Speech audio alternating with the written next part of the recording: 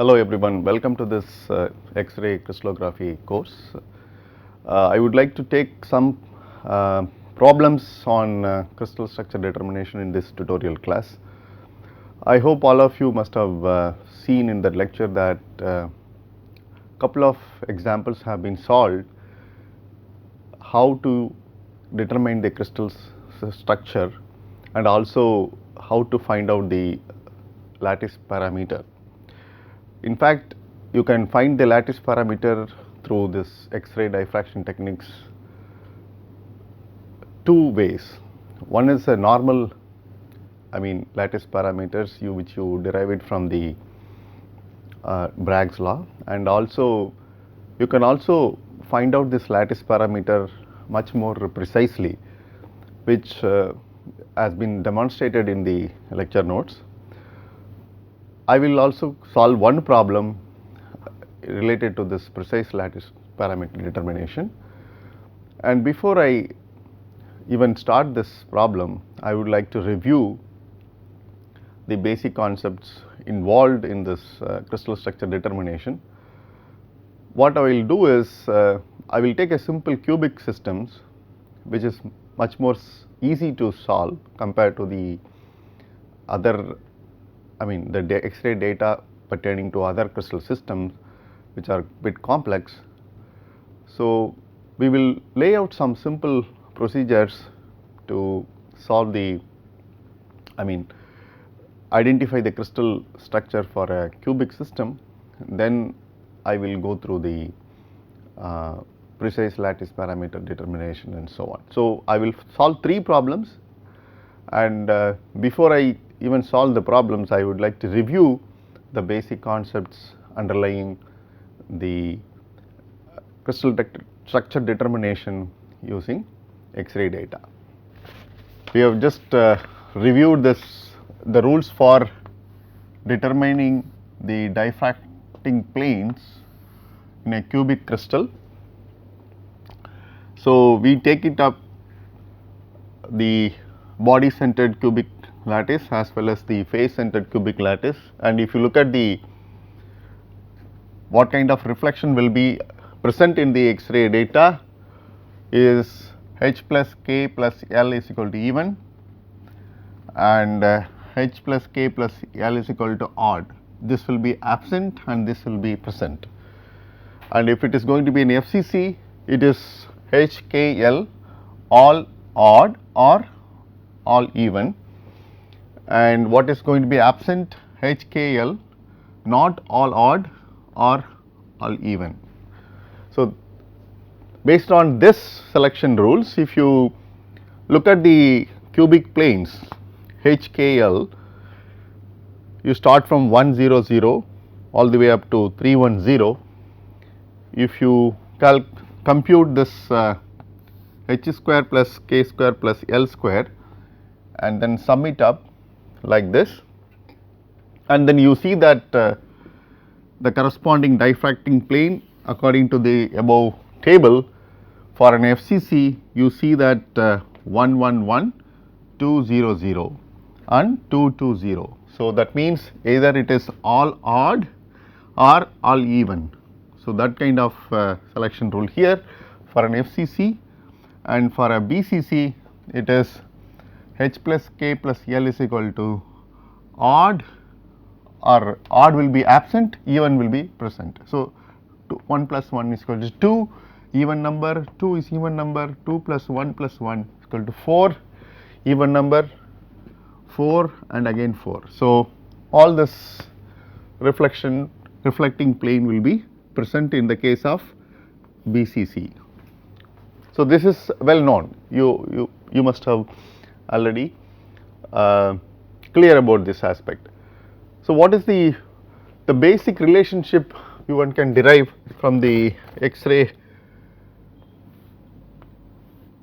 diffraction rules is something like you have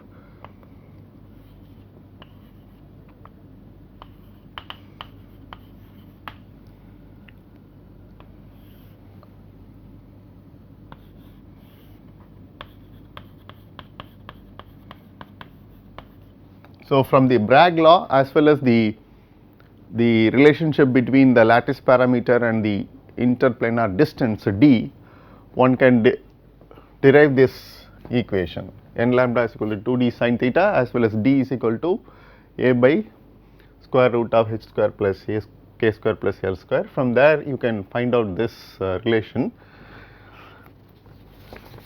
And what is the usefulness of this relation? Suppose if we, by squaring this,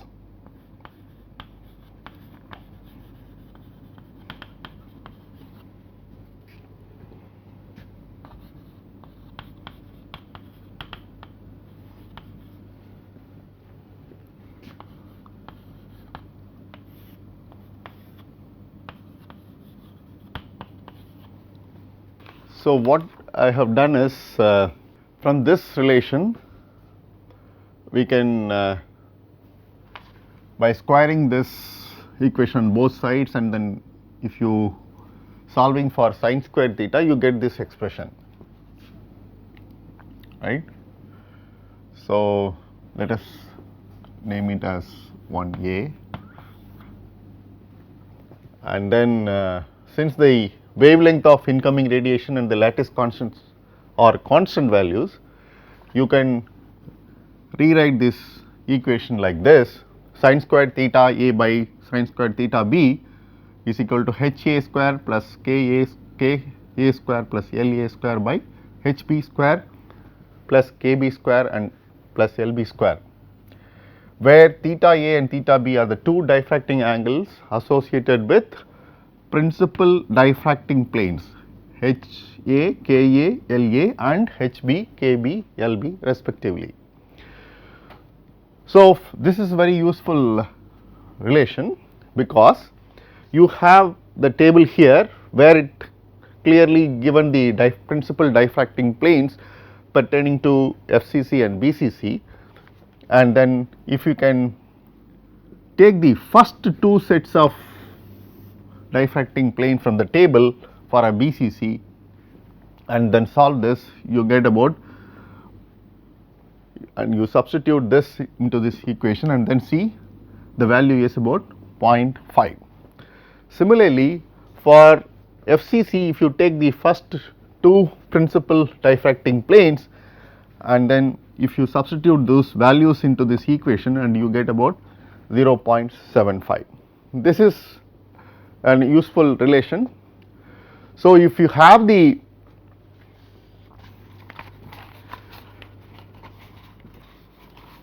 first two reflection planes, and if you find the ratios of this, and if you get 0.5 and 0.75, so from an unknown crystal structure, cubic crystal, unknown cubic crystal, it could be a simple cubic or it could be a BCC or an FCC, and this is one shortcut to find out the correct crystal system. So, what I will do is to illustrate this, I will take up one problem and then I will move on to the next.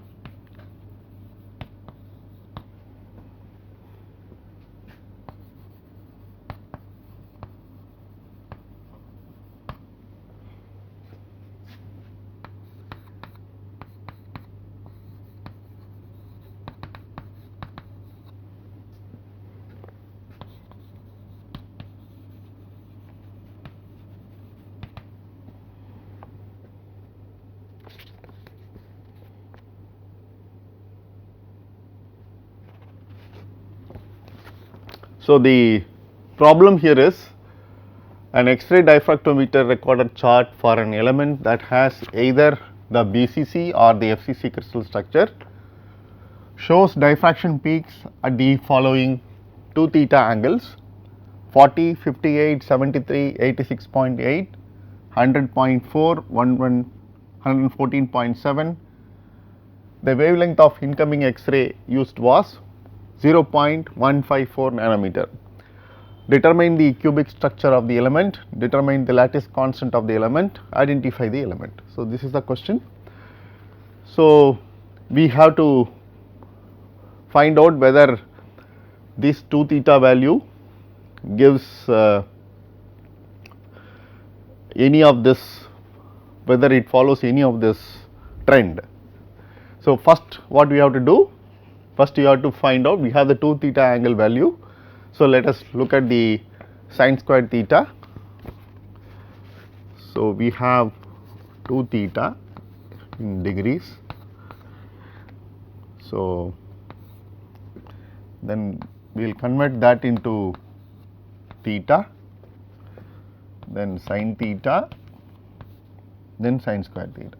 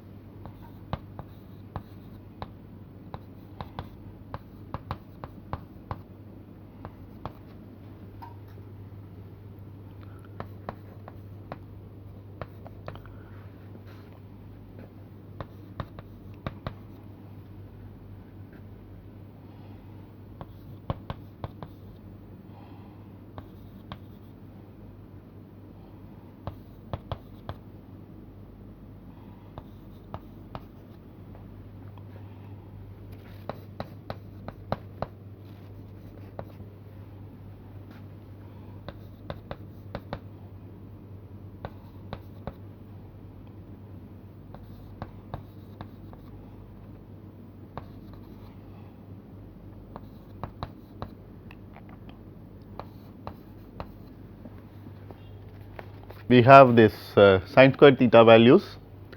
We are considering the first 2 set of values. So, we will take 0.117 divided by 0.235, which is approximately close to 0.5. So, according to this, this is crystal structure is BCC.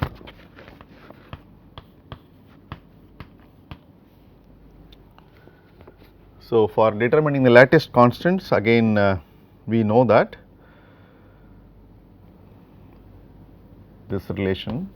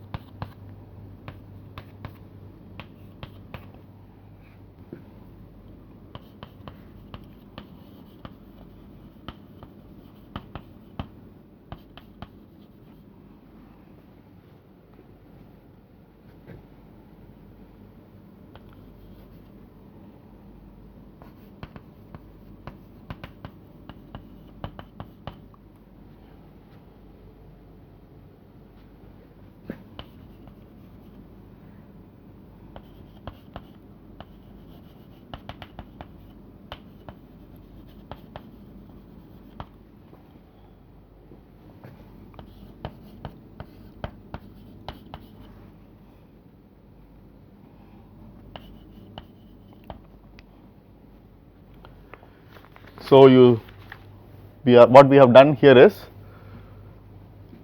again we have substituted the values of HKL in this formula, and the answer is 0.318 nanometer. And if you can compare in the literature, the element tungsten has got the lattice constant of 0.316. So, the answer is tungsten and it is BCC. So, what we have demonstrated through this problem is ratio of sin square theta value is quite useful in determining the crystal structure and as well as the lattice constant of the given X-ray diffraction data. So, what I will do now is we will just go through couple of more problems which I am going to project it on the screen. If you look at this screen, determine for a cubic crystal the relationship between sin square theta value and HKL values of a diffraction line and the lattice parameter of the unit cell of the crystal, which is nothing but this is the relationship what we have shown, that is a part of, that is the answer for this question. And an X-ray diffraction pattern of an unknown substance was taken by the Debye-Scherrer method using a copper K alpha radiation, that is 1.542 angstrom. The theta values of the 7 lines in the pattern are 20.20, 29.15, 36.55, 43.5, 50.3, 57.5 and 65.6, all in degrees. Index the lines and find out the crystal structure, Bravais lattice and lattice parameter for the unknown sample. So, it is a similar exercise, and I will just show you how we are doing it in another way. The other problem which I am going to show it, precise lattice parameter determination. The problem is the measured values of lattice parameter from the 8 lines in the diffraction pattern of FCC materials are 3.56 and 3.566 etc., etc., and the corresponding sin square theta values are given for all 8 lines. Plot the value of the measured lattice parameter against the corresponding cos square theta value for each line and determine the best fit line through all the points so obtained. From this plot, determine the most accurate value lattice parameter of the substance. So, typically in this 2 problems, the procedure has been elaborately discussed in the literature. It is the same procedure. If you follow on this problem, it will be of some good exercise. So, what I have just done is, I have just solved it on the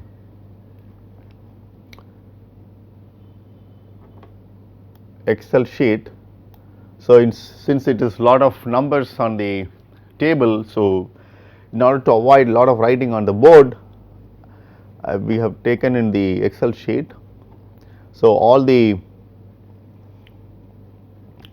theta values are taken, and then you see that sin theta values are shown here, and like what we have discussed in the lecture, this is another way of generating the sin square theta table. For example, if you look at this sin square theta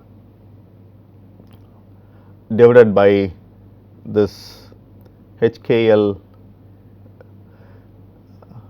indices 1, 2, 3, 4, 6, 8 and so on, and if you generate the data like this on each column, as we have seen in the lecture notes. So, the same relation holds here, and you see the sin squared theta by 2, where you see the 0.0596 value, you are obtaining the similar value in the sin squared theta by 4 in the second number, and similarly you have sin squared theta by 6, you see that it is obtained here, and sin squared theta by 8 you get the same value, sin squared theta by 10 again you are getting same value.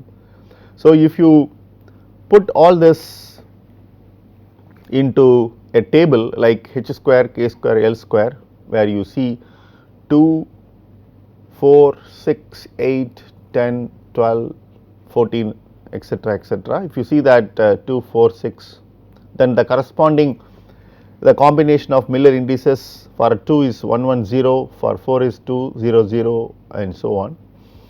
So, if you can generate this, and you will be able to generate this lattice parameter for all the given values using this relation. So, out of these so many lattice parameters, the lattice parameter which correspond to higher angle are supposed to be much more accurate, as we have seen in the lecture notes also. This point has been emphasized. So, if you look at this table of lattice constant calculated, you see that 3.167 is considered the precise lattice parameter from the higher angle of reflection. So, that solves the problem, and if you look at the most accurate lattice parameter calculation. So, we have the measured lattice parameter, and then we have the sin squared theta values, and if you from the sin squared theta you are calculating sin theta, from sin theta to theta, and then you take again a cos theta value and then cos squared theta. So, the procedure is given in the lecture notes, so I am not getting into the details again, it is the same thing.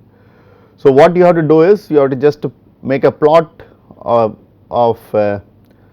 lattice parameter versus cos squared theta like this, and then make a best fit like this. So, this is the best fit for this data, and extrapolate and find the intercept. So, you have to extrapolate this line, and which goes and the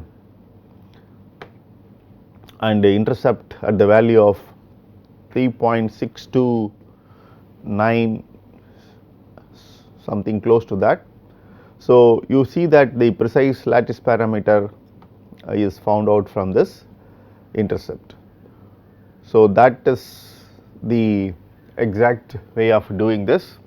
So, you can also practice similar problems from the various textbooks, how to find out the precise lattice parameter from the given X-ray data, and also for the determination of crystal structures we have clearly demonstrated in 2-3 problems how to solve it. I hope you will find this useful in solving this any problem in the future. Thank you.